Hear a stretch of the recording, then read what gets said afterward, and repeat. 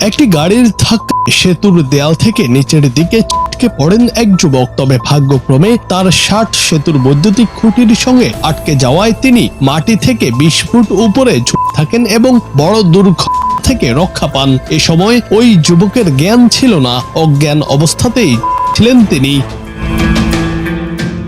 ভারতের গুজরাট রাজ্যে ঘটেছে এমন ঘটনা। শনিবার সকালে সেতু পার হওয়ার সময় দুর্ঘটনাটি ঘটে। আহত যুবকের নাম সিদ্ধরাজ সিং মহিদা। তিনি আনন্দ জেলার বাসিন্দা।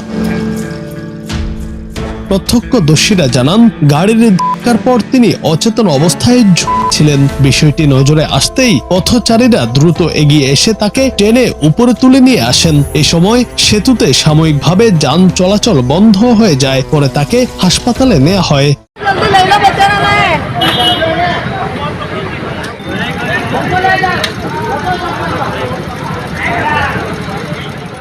তার আঘাত গুরুতর নয় বলে জানিয়েছেন চিকিৎসকরা। পুলিশ ঘটনার তদন্ত শুরু করেছে, তবে এখনো কোনো লিখিত অভিযোগ করা হয়নি।